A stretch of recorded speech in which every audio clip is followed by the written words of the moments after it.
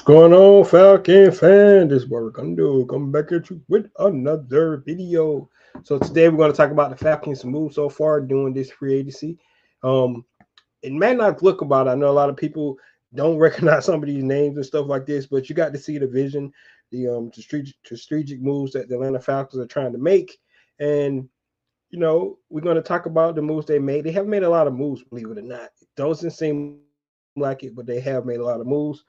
And then we're going to talk about, are they done yet? Do I think they're done? Do I think they're going to make some more moves? I do believe they're going to make some more moves. We just have to see what those moves going to be. Um, and then we're going to do my mock draft 2.0. I promise you guys we're going to do another mock draft, defensive heavily mock draft this time. So we're going to talk about that. And we'll get into all those things today. So, guys, with that being said, if you have not already, go ahead and please subscribe to the channel. Please hit the notification bell so you're not dropping another video. Please hit the like button so I know you guys are here to talk about. Then please share my video throughout the YouTube universe so more people can come here to talk about. That's right, these Atlanta Falcons. So, guys, we'll get right into all the moves that Atlanta Falcons have made this offseason so far. My personal, thought about every last one of them. We'll definitely talk about the guys that's no longer going to be with this team in 2025 that was here in 2024. We'll touch on that a little bit. And then, like I said, we'll get into the 2.0 mock draft real quick and what I think about what Atlanta Falcons might do, based off some of these moves that they have made so far already with this team. All right, so let me pull up the list here. And guys, the Atlanta Falcons have made 15 moves. 15, yes, 15 moves so far this offseason. And we're going to talk about every last one of them real quick. The first one, of course, we know they extended Jake Matthews. That was to get up on the cap for the new league year. They was able to do that. But we talked about it already. Jake Matthews coming back. He already had 2 years left on his contract. This is extended, so he'll be for another 4 years. So the left side of the Atlanta Falcons offensive line is solidified. So Jake Matthews coming back. Then we had a signing of Divine Diablo, a linebacker, 2 years, 14 million. A guys that is going to definitely increase the speed in their front seven. A linebacker probably go alongside Troy Anderson and Caden Ellis. And of course Bertrand, the JD Bertrand, the other guy that they got out there. So you like that. We have to see. I like his speed. I like his sideline to sideline. Definitely, questions. Is he a good coverage guy? Or is he not a good coverage guy? Well, we know that he has potential to be coverage. He played safety in college at Virginia Tech. He was a convert to linebacker. So, the physicality already coming downhill, making plays. I think with his speed, he can be a really good coverage linebacker if coached up the right way. We just have to see. Mike Hughes coming back. The other side of AJ Terrell, 3-year, $18 million contract by $9.6 million guaranteed. So I think the number 1 and 2 corner is good right now. I like what Mike Hughes was able to do last year. So give him back on a good deal. I like that. So Mike Hughes back. Leonard Floyd, welcome back to the state of Georgia. Leonard Floyd been in the league a while, is about 13-year-old, but this guy's been averaging over 8 sacks, pretty much his whole career. So gonna bring in that punch, gonna also bring in that veteran leadership, on that edge in the edge room. So that's gonna be good. But Leonard Floyd coming in, I think we can expect him to at least put up the numbers he's been putting up his whole career. And if that's the case, he probably would be the leading sack go getter now on the team based off who we already have on the roster. So welcome to Atlanta, Leonard Floyd. Welcome back to the state of Georgia. Hope you can, do some of the things you did in your previous stops. With the Rams, with the San Francisco 49ers, Buffalo Bills. Let's see, Chicago Bears, of course. Um, Mike Ford coming in, special team ace. Welcome back. Was gone for like 2 years. Came back, special team ace. Special teams is important. You can see that by the moves the Falcons have made this early on free agency period, bringing him back, 2-year deal, $4 million. So that's going to be really good for us. A guy that I never really thought was going to come back with Taquan Graham, but when the The exit of Grady Jarrett definitely going to Chicago. Eddie Goldman going to the Commanders. Um, I can see now that that we need to bring back somebody that's familiar with his offense. You know, Taquan Graham is a good run defender, right? I don't know if he's going to give us anything too much in the passing game, but good rotational defensive line bringing him back. I think it's not such a bad signing at all. Cordell Hodge coming back. Of course, we know Pro Bowler last year, made a lot of plays on special teams, and can come in as a receiver, be that fourth or fifth receiver to us to give us spot minutes as well. So um, I really knew that he was going to be back with the team because of the performance he put on this past season, and we really want him back because when we talk about special team, you think about Cordell Hodge, a guy who has really made his career, and been a long time. Sooner or later he can already have his tenure, being a career football player, and most of them been on special teams. So welcome back, Cordell Hodge. Brandon Parker O line. Just going on the O line list, the Atlanta Falcons was able to pretty much bring back their entire offensive line from last season, except Drew Dalman, of course. We know about that. We still haven't heard anything about Ryan Newsome, even though he was a restricted free agent. So they put a tender on him. So if any team does try to sign him, the Falcons can match that. So for all intents and purposes, Ryan Newsome probably will be back and look like right now he's going to be our starting center unless the Atlanta Falcons decide to get some kind of veteran present there. So Brandon Parker, Storm Norton is another guy that filled in really good, not in 2024, but 2023 for Jake Matthews and Caleb McGarry when they was out. And the offensive line didn't cross a beat. Those guys was kept going, doing their thing. So you really like that. Um, Keith Taylor, a cornerback, is really a journeyman. I think this is the depth signing for the Atlanta Falcons. They still need to find something in that cornerback room to go behind the three cornerbacks they got that we know is going to make the team, and AJ Terrell, Mike Hughes, and Clark Phillips the third. We haven't heard anything about D. Alford, so more likely look like he might not be coming back. So um, Keith Taylor, another body coming in to give competition, and definitely played a lot of special team snaps as well. So I think if he wants to make the team, probably going to make it on special teams. Morgan Fox, guy that, to be honest with you, I didn't really know nothing about, but this guy is really been solid since 2018. Right, he's been in the league. He played with. So you look at the connections here. He actually was coached by Raheem Morris with the Los Angeles Rams. So that's where their connection comes. Um, Most sacks he had in the season, 8.5. So he does bring some kind of pass rush ability. He got 27 and a half sacks throughout his career.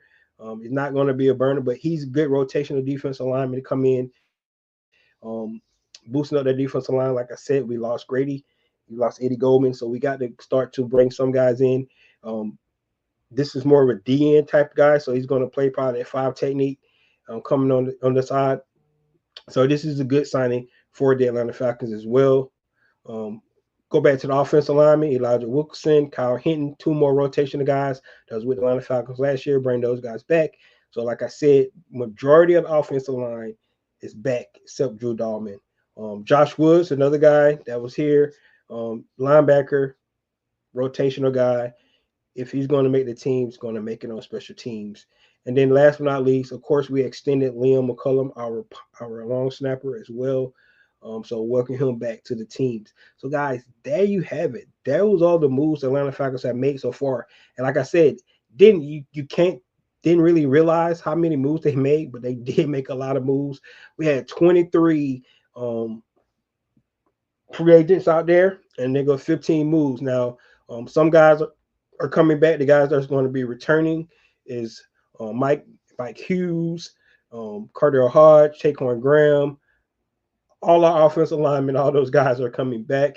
Um, so um, so you like to see the moves. Josh Woods coming back. So a lot of these are some of the bottom roster guys that they bringing back, the rotational for our offensive line. So once again, you like the continuity from the offensive line standpoint. You like they bringing back in that veteran presence, somebody that's still productive in Leonard Floyd. You like that they locked up the second cornerback spot with Mike Hughes, bringing in the speed, with the linebacker position and signing Divine Diablo, right? And then with Morgan Fox and Taquan Graham adding more depth to that defensive line to make the rotation even more stronger. So this is where they're at now. I don't think they're done. Hopefully they're not done because some of the holes that we still need to fix, I still think they could probably bring in another pass rusher, right? I know a lot of people might not believe that, but I do. I still think they need to bring another pass rusher. I like Leonard Floyd. I mean, I would like Armory Katie. I like the potential that Braylon Trice probably could bring to the table as well. But I still think they probably need to bring another edge rusher. Do they go in the draft and do that? Maybe. But um, let's see if they can make any more moves. So a lot of more free agents still out there from a defensive standpoint. So it's not like the cupboard is dry for free agents out there. So let's take a look right quick at the free agents remaining on the list, so we can get an idea who's still out there.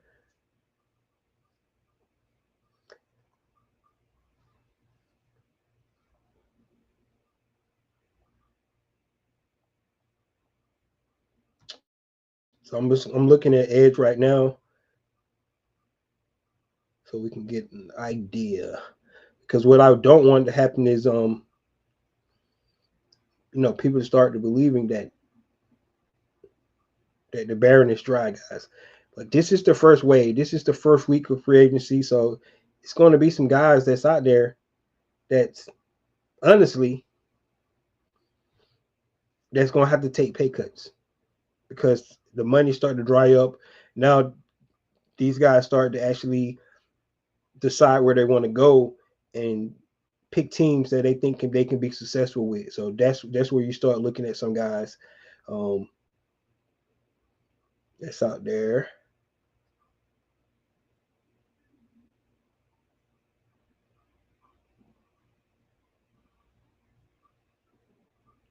Jake Shug is gone. So Aziz Ojolore, he's still out there, guys. He's still out there right now. And that'd be interesting if the Atlanta Falcons decide to bring two Georgia boys back home, right? Aziz played with the Georgia Bulldogs, so it would be interesting to see if the Falcons bring him and pair him up with Leonard Floyd. That would be interesting. Um,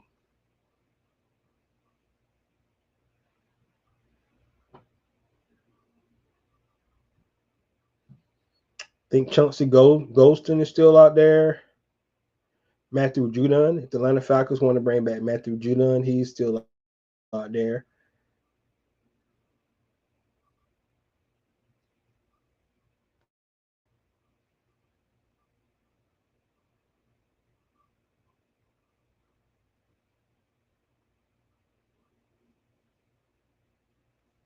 So guys, like I said, it's still guys out there. You can look in wide receiver pool. You look in defensive line pool as well.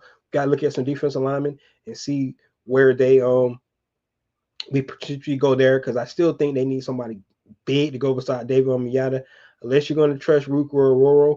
And at some point, you do got to trust these guys. You drafted these guys, so maybe Rook just take the place of Grady and fall in that spot right beside David Omiyata. Zach Harrison on one side, on the other side. So that's how we're going to be looking at it. You got um, Leonard Floyd, Eric Katie on the other sides.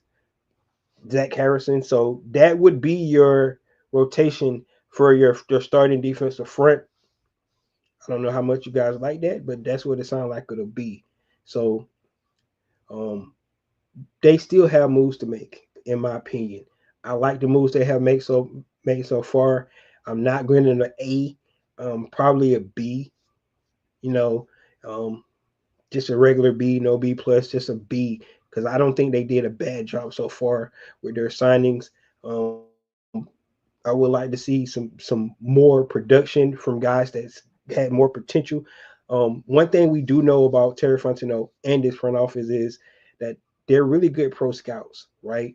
And some of the guys that like a lot of people have never heard of Morgan Fox or Divine Diablo. These guys who come in and can be some real contributors this year. So let's see if Terry Fontenot track records. You look at a guy like Caden Ellis. Nobody would expect Caden Ellis to do the things he was able to do. Going out to get a guy like D. Offer, bringing him in. A undrafted free agent. The years he played, contributions he made, right? So at some point in time, you got to see what happens. You might not like it initially, but let's let it pan out and see these moves that this front office made with some of these signings and see if these guys going to actually deliver like we want them to. One thing you have to understand when you're looking at some of these guys, you look at the vision that the coaches have, that they see these guys, the roles that they're going to be playing in, and see can they live up to that vision, right? So when they go out and get a guy like Divine Diablo, you got to ask Jeff Ulbrich, ask Raheem Morris, right? What do you see this guy's role being? Do you think he could be able to do these things based off what you've seen on film, right? And that's why they go sign this guy, right? Leonard Floyd, guys like that is self-explanatory. You understand why you bring a guy like that in. You understand why they bring back all the offensive line because of that continuity. So some of these moves that the Atlanta Falcons made is really self-explanatory, like a Mike Ford, like a Cardell Hodge, right? But then when you start to look at it, you look at guys like Morgan Fox, Dion Diablo, you just got to understand that the coaches see a certain vision for these guys and how they think these guys will fit in what they're trying to do, because these guys are not like the only guys that's still out there, right? It was more linebackers they could have signed. It's more defensive ends they could have signed, and they chose these guys because hopefully what they see them being able to do in their defense they're trying to run, and how they can contribute to this 2025 team. So that's what I'm thinking when I see moves like that, because we don't know a lot about them, but obviously, you know, that's what these guys get paid to do. They're pro scouts. They understand after talking to the coaches what you're trying to have your defense be for 2025, and this what you get right here, right? This is the product of that. So you have to see what happens, and let's see. Hope it pans out. But right now, like I said, my grade for these moves so far is a B. Right? Do I think they're done yet? Let's say not. Got to look at over the cap right now. The new league year is over. They can go back over the cap now if they want to. They still making moves, and you looking at it right now, look like they're over the cap. But of course, that's the top 51. So they still have money to play with. They still have restructures and extensions they can do as well. So it's not like they're done and they're dried up. They can't make moves. They definitely can make moves. So let's think about that, and let's see what the Atlanta Falcons do move forward. But 15 moves, seems like they hadn't did a whole lot. The first night they didn't, right? It was really quiet. But since day 2 of the free agency period, these guys been really locked in. I think all these guys have signed so far, so it's official that these guys will be with the team for the Atlanta Falcons going into training camp, right? Some of these guys might not make the 53-man roster, but going to training camp, these are guys that's going to definitely be part of that 90-man roster going into training camp. All right, let's get some of these comments out here. Mr. Israel said, "Who is Keith Taylor?" Like I said, is a journeyman cornerback,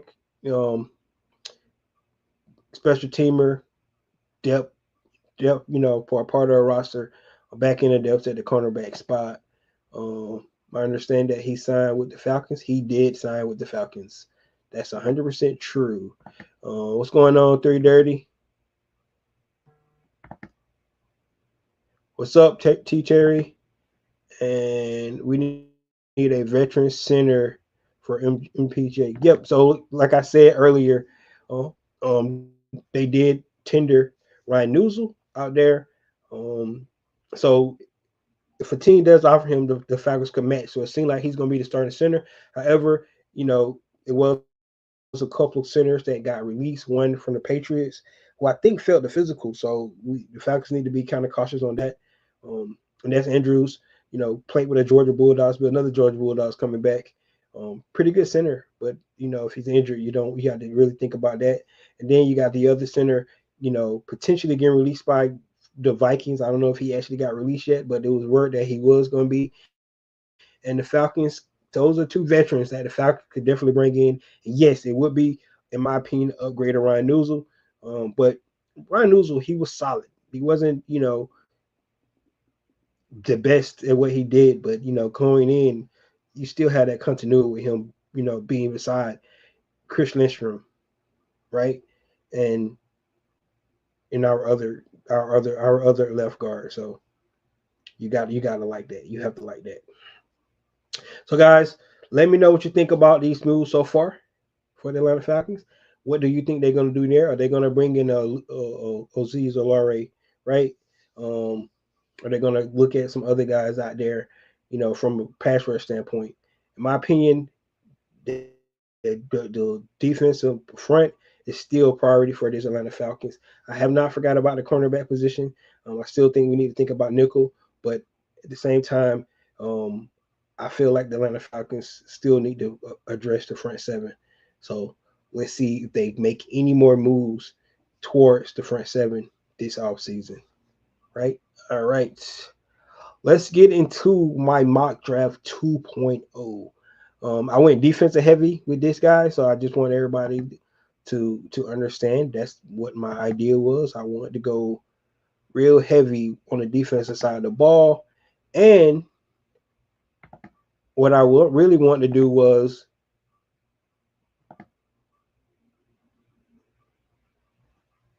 hold on here. I want to share my screen with you guys.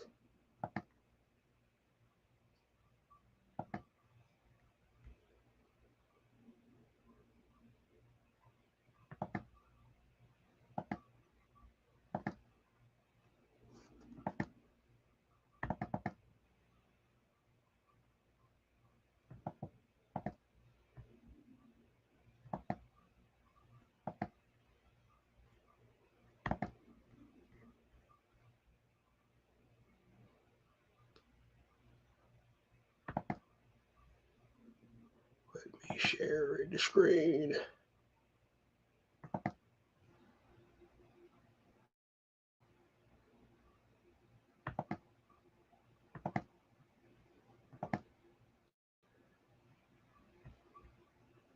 Can you guys see that screen?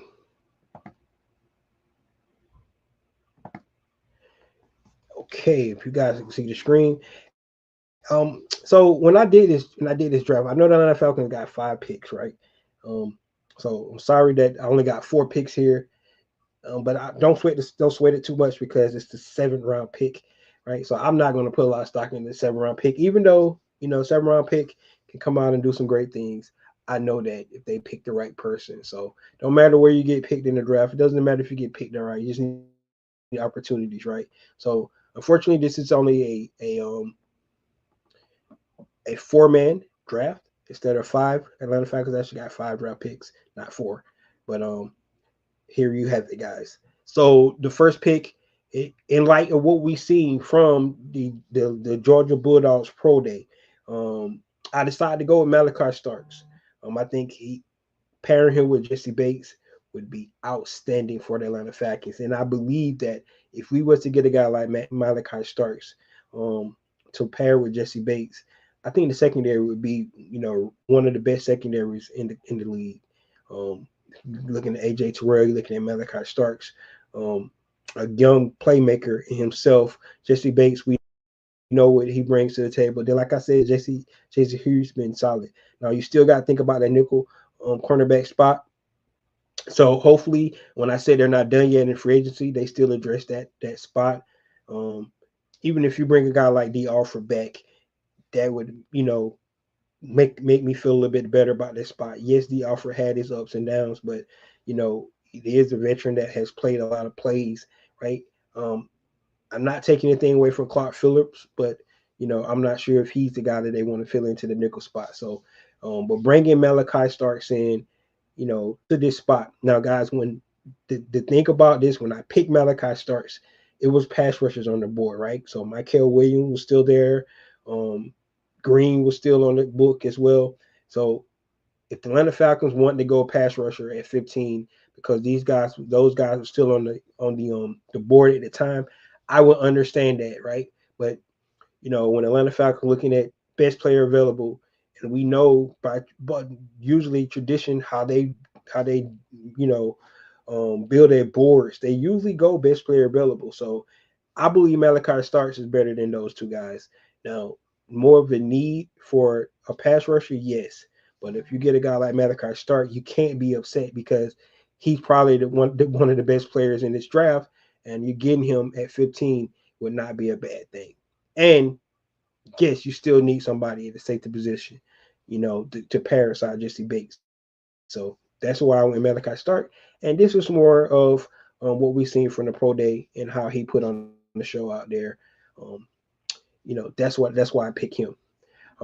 My number second round pick is another edge rusher. So we're going still defense. Jack Sawyer, I just love the way his motor is made out of Ohio State. So once again, that's why I picked Jack Sawyer. I picked him in my first draft as well, if you guys recall.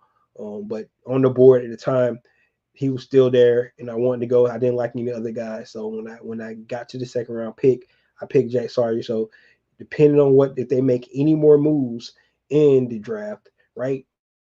Hopefully, in free agency, hopefully they double down in the draft as well, right? Staying in that defensive front.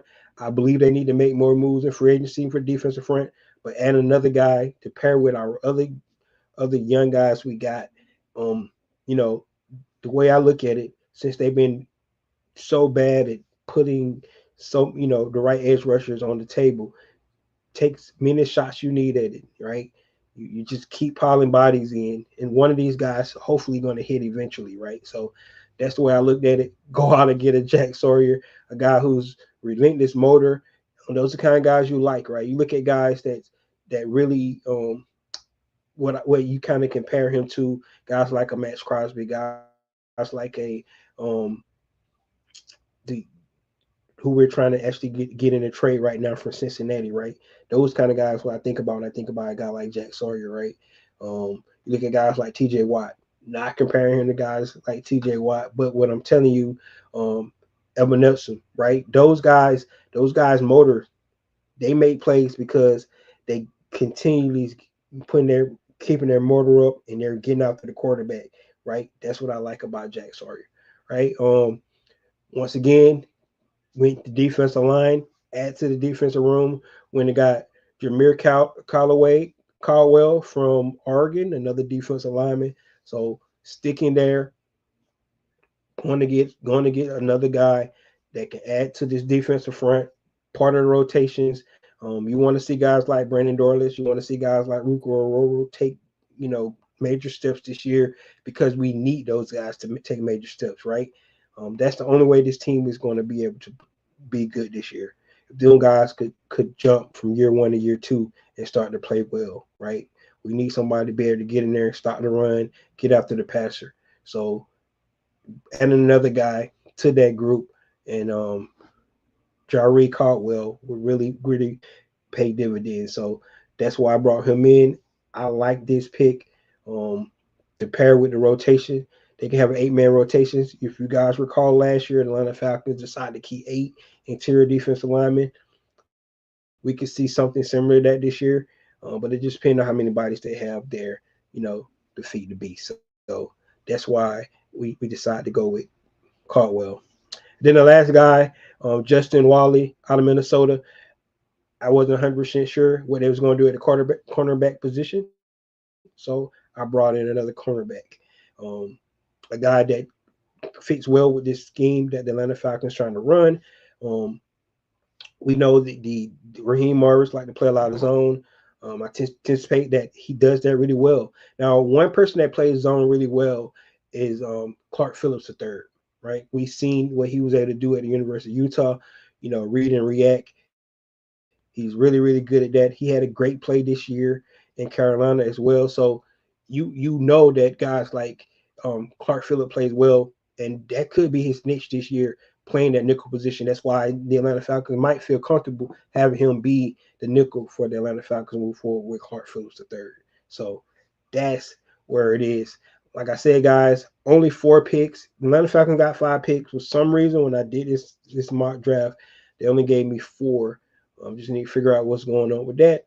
But out of these 4 picks, as you guys can see, graded out really good.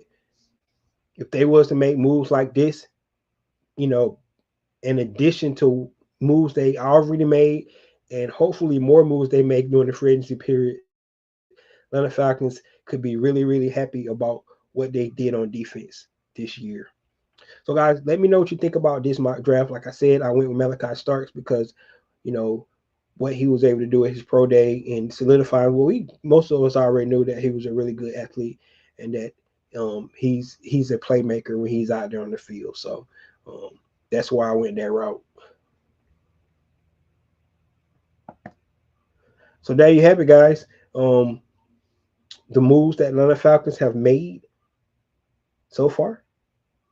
I don't think they're going to be stopping anytime soon, hopefully. And then, my second mock draft that I wanted to give you guys today, and I definitely want to hear your thoughts. Um, Only other thing that's pending right now is that 17th deadline for Kirk Cousins, right? And that will let us know what all they think about. Are the Atlanta Falcons going to stick their guns? They're going to let Kirk know they're not playing. He's going to be the backup here. A lot of people saying with the Kirk Cousins situation that Atlanta Falcons, just pretty much willing to take that $10 million loan to hold on to Kirk, and hopefully later on, they may be to get something down the road. So that's what they're thinking. If you look at the spots, they're really starting to dry up anyway. So the question would be, what would Kirk Cousins actually, have opportunity to start, right? If Russell Wilson decide to sign with the Cleveland Browns or the New York Giants, right? Because both of those teams, he's supposed to meet with those guys today, actually. So we'll get more information about that if Russell Wilson is signed with any of those guys. Pittsburgh Steelers still waiting on Aaron Rodgers. We'll see what they decide to do with him, and try to make any moves with him. And then if that's the case, a lot of the spots are drawing up. Tennessee Titans, or do they believe in Will Levis? Kirk Cousins go there, maybe. Um, the New York Giants, you know, which one do Russ Wilson don't go to? Do Kirk Cousins go there? So, but we do know that, and I really believe now at this point that the Atlanta Falcons are willing to eat up that $10 million to just go ahead and make it $100 million guaranteed and keep Kirk Cousins on this roster. And then T. Terry said no one wants Kurt. And see that, and that could be the situation, man.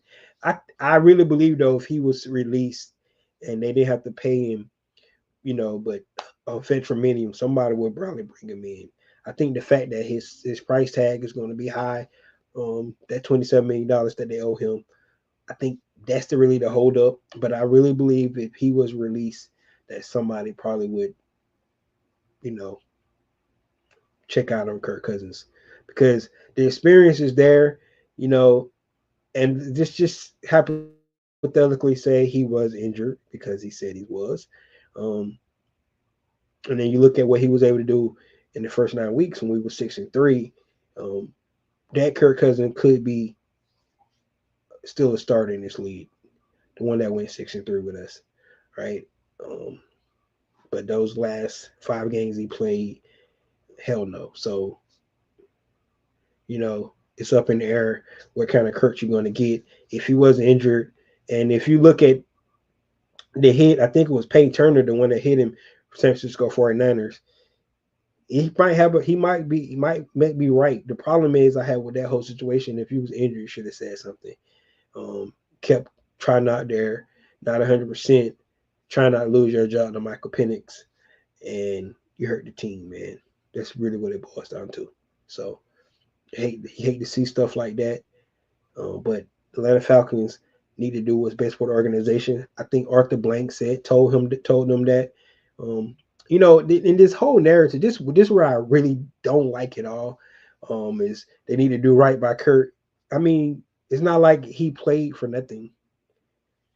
He made $100 million guaranteed. So I think the Atlanta Falcons did their due diligence.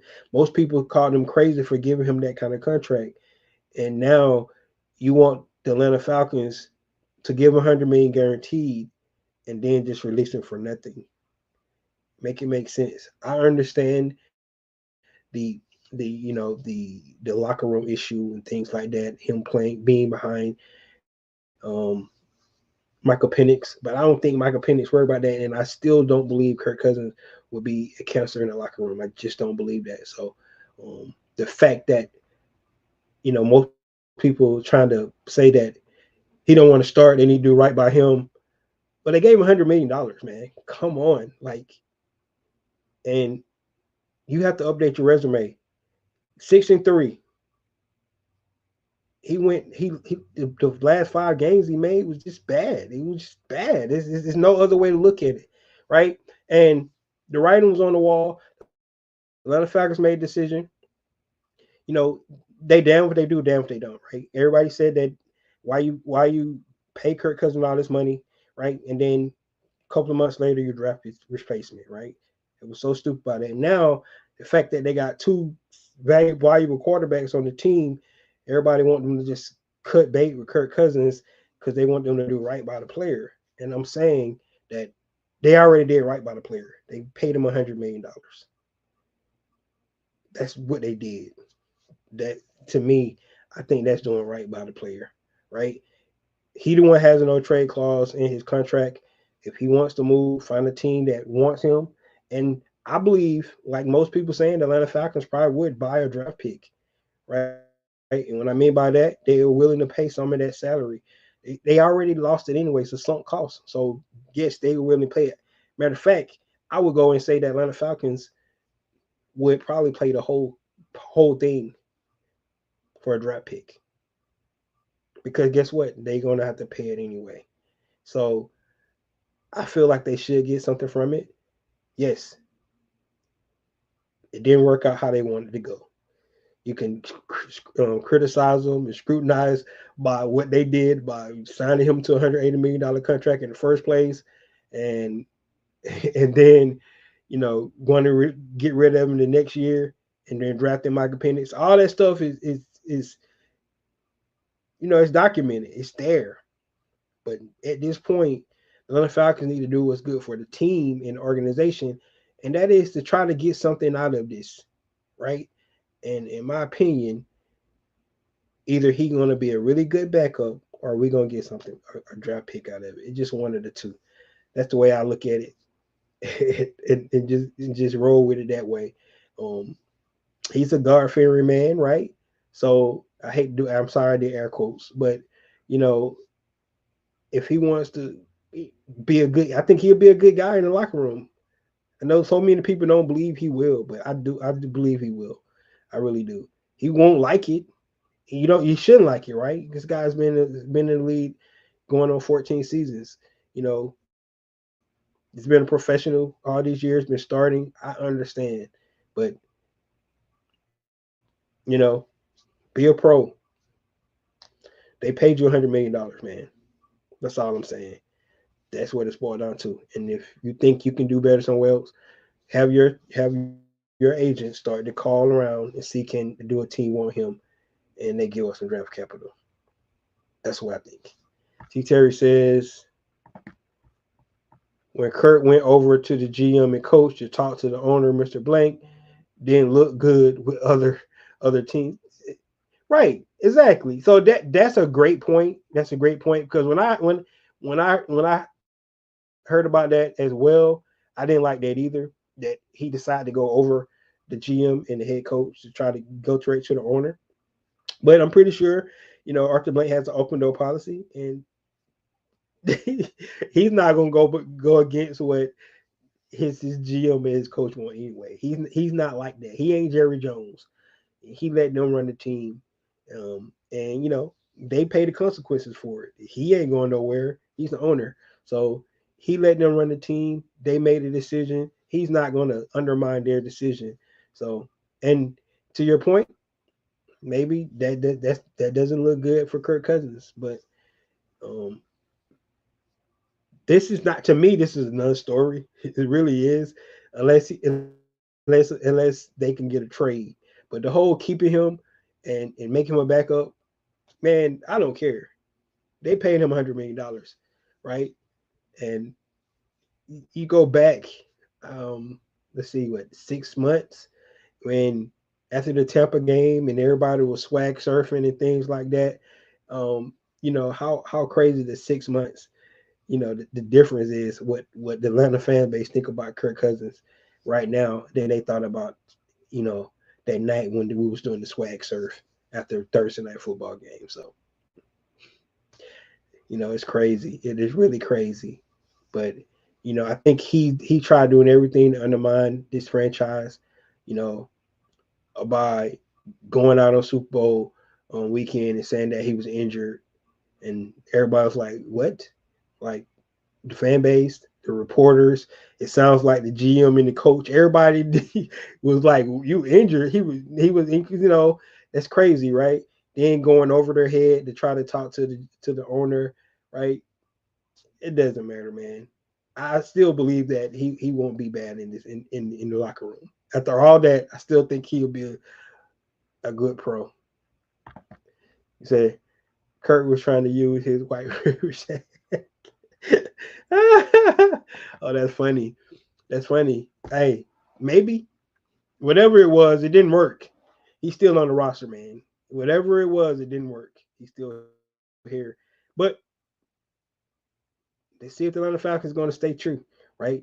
They got to the 17th. They got to Monday to be like, yeah, you here, brother. So we'll see. We'll see. I believe he will still be here unless the trade happen this weekend. And if it does, we'll talk about it. We'll definitely talk about the trade if that happens. So, guys, there you have it. I definitely want to hear from you guys. Hey, please go out there, like and share.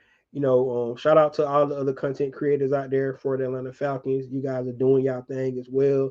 We all trying to keep, you know, everybody informed what's going on this team.